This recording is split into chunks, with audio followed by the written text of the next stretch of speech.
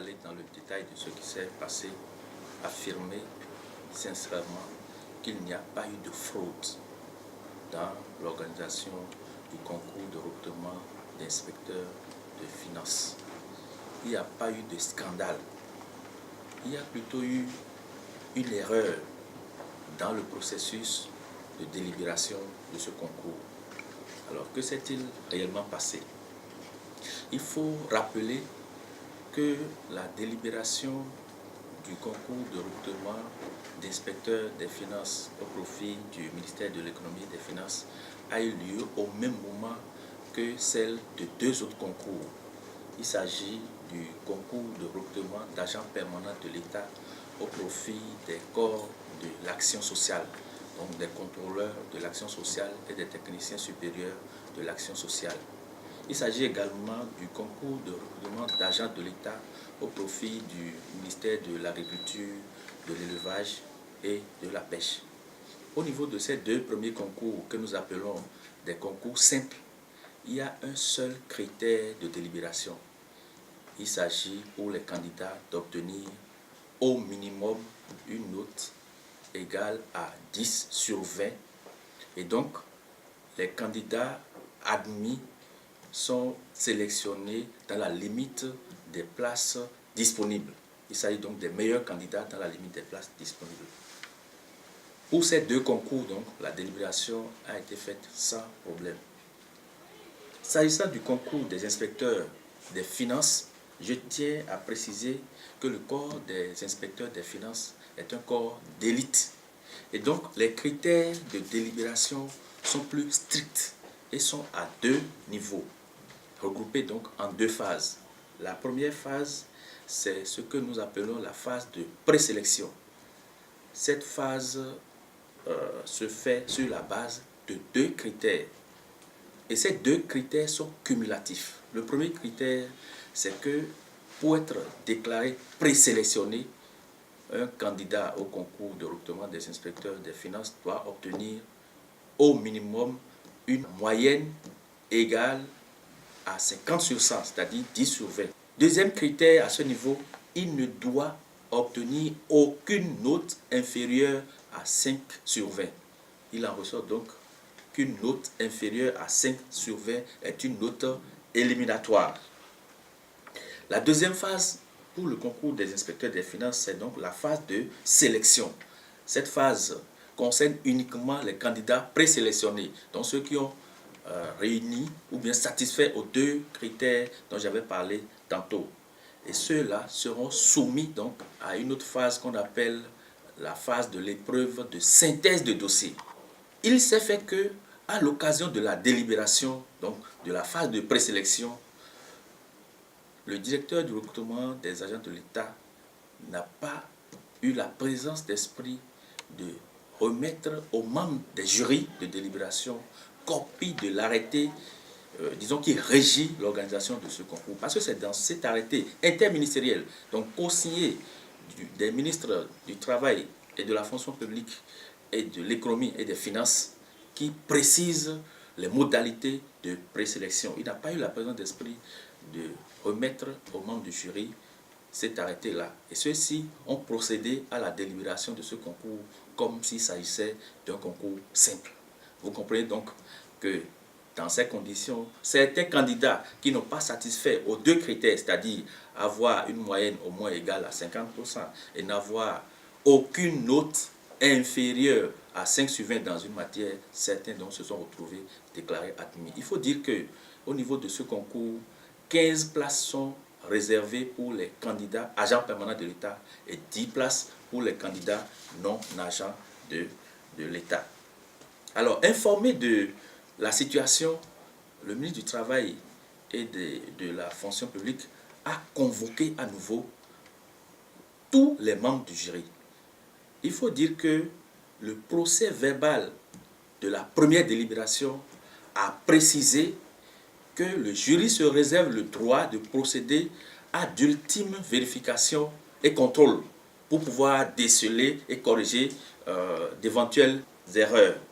Et puisque l'autorité a été informée de cette situation, elle a reconvoqué les membres des jurys. Et cette fois-ci, l'inspecteur général des finances a été invité, accompagné de 2 inspecteurs des finances, pour procéder aux vérifications requises déjà prévues dans le PV de première délibération co-signé par tous les membres du jury. Donc le ministre du Travail et de la fonction publique n'intervient pas à ce niveau. Je voudrais rappeler que par le passé, lorsqu'un concours est délibéré, les résultats de la délibération sont transmis au ministre en charge de la fonction publique, depuis toujours. Et un travail se fait à ce niveau, un communiqué radio est élaboré, rédigé, signé du ministre. Et donc les résultats affichés sont ceux signés du seul ministre en charge de la fonction publique. Depuis 2016, depuis avril 2016, dès que les jurys délibèrent, ils co-signent les PV de délibération. Et ce sont ces PV de délibération qui sont systématiquement affichés. Donc le ministre en charge de la fonction publique n'intervient pas.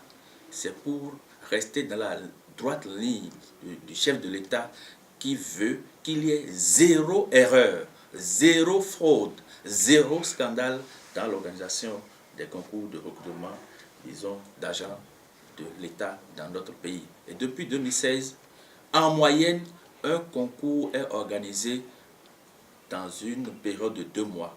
Donc, depuis 2 ans, vous voyez un peu combien de concours ont été organisés. Et tous ces concours ont suivi de façon stricte ce processus-là. Pas d'intervention, pas de travaux après la délibération. Ce sont les résultats co-signés par les jurys qui sont affichés. Et donc, le concours de recrutement des inspecteurs des finances n'a pas dérogé à ce principe-là. Sauf qu'il y a eu une erreur et l'autorité, voulant voir clair dans la situation, a convoqué les membres des jurys, a invité l'inspecteur général des finances, accompagné de 2 de ses collaborateurs, et les vérifications appropriées ont été faites. À l'occasion des vérifications, il a été remarqué que 9 candidats qui avaient une bonne moyenne, donc supérieure à 50 sur 100, mais qui avaient une note inférieure à 5 sur 20 dans une matière, ont été déclarés admis. Le jury, les membres des jurys se sont concertés et ont décidé de faire appel à ces candidats-là. Ceux-ci ont été appelés. Sur les 9, 8 se sont présentés. Le 9e était à Parakou et n'a pas pu faire le déplacement. Et donc, on leur a remis toutes leurs copies pour qu'ils constatent qu'ils sont effectivement obtenus dans une matière une note inférieure à 5 sur 20. Ce qui a été fait. Ce n'est qu'après cette vérification-là et la co-vérification avec l'inspecteur général des finances et le DOB, il faut dire que le DOB est associé à toutes les étapes. Le directeur de l'office du bac est associé à toutes les étapes de l'organisation de ce concours. Donc ce n'est qu'après cette vérification que la seconde délibération, qui cadre avec les dispositions de l'arrêté qui régit l'organisation de ce concours, cette délibération a été faite et les résultats ont été portés à la connaissance du public. Je voudrais donc rassurer mes concitoyens pour dire que le gouvernement attache un grand prix à la transparence dans l'organisation des concours et que le ministre du Travail et de la fonction publique s'emploie tous les jours à ce qu'il n'y ait pas de tripatouillage, il n'y ait pas de scandale, il n'y ait pas de fraude. Et dans ce cadre, l'erreur qui a été relevée n'est pas laissée sans réaction, parce que le directeur du recrutement des agents de l'État a été relevé de ses fonctions. Il a été relevé de ses fonctions parce que le chef de l'État ne cesse de répéter qu'il ne veut entendre parler de dysfonctionnement dans l'organisation des concours. Et donc, je voudrais rassurer mes concitoyens de ce que le processus de finalisation de ce concours, sauf instruction contraire, va se poursuivre. Et ceux qui seront retenus définitivement vont être ceux qui auront eu le mérite de remplir tous les critères.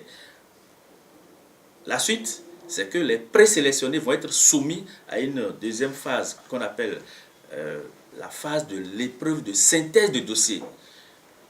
Il faut rappeler qu'à l'occasion de la seconde délibération, 20 candidats sont présélectionnés au niveau des candidats non agents de l'État et 8 candidats sont présélectionnés au niveau des candidats agents permanents de l'État. Et d'ici à là, la date qui sera retenue pour la phase de l'épreuve de la synthèse des dossiers sera portée à la connaissance de ces candidats-là.